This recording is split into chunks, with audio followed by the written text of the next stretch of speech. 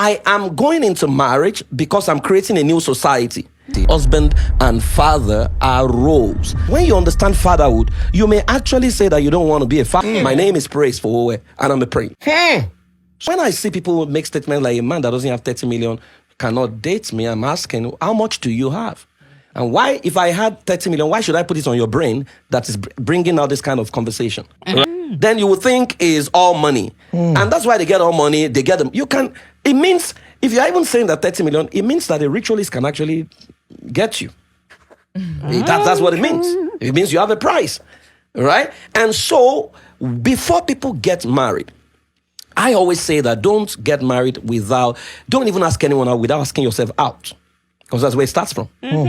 So I ask, if you're going on a window shopping and you see yourself being displayed, will you buy yourself? The fact that you donated the semen doesn't make you a father. So if a man donates a seed and runs away, that's a mobile spam bank. You can't say he's a father. Manhood is identity. Father. If you don't dictate to people what they should call you, they will call you anything. Our children don't have a sense of history, don't have a sense of ancestry, and so people call them anything and it gets them upset. I am a descendant of the ancestry that built the first smart city in the world, and it's called Benin Kingdom. My name is Praise for Owe, and I'm a prince. Benin Kingdom was one of the most sophisticated kingdoms in the world in the ancient world, 1300 to 1700. Benin had a semblance of street lighting before Berlin, before New York, before London. Right? They had the best road network. Every family has got what we call their superpower. Now, unfortunately, we have used religion to mess it up. So if you go back to your ancestry, your lineage, there is something that is common to everyone in your lineage. All the men, for example, if you mention the Anikulakpos, for example, you know they are activists, right? There are other families is industry, some other families is teaching, some other families is journalism, all kinds of things. Now that DNA exists in fact, some families is priesthood.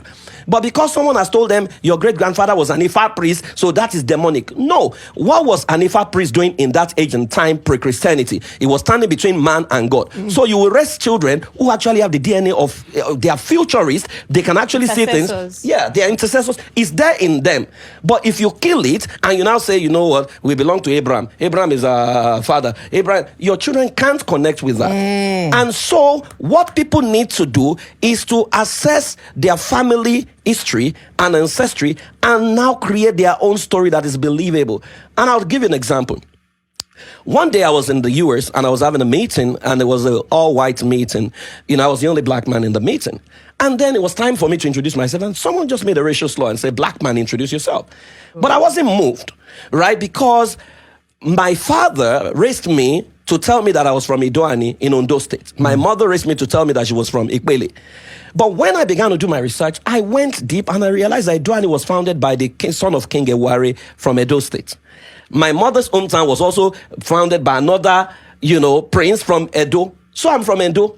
So I began to dig deep into Edo ancestry, and I realized that Benin Kingdom was one of the most sophisticated kingdoms in the world in the ancient world, 1300 to 1700. Benin had a semblance of street lighting before Berlin, before New York, before London. Right? They had the best road network. So I stood up at the meeting and I said, I am a descendant of the ancestry that built the first smart city in the world, and it's called Benin Kingdom. My name is Praise for Owe, and I'm a prince.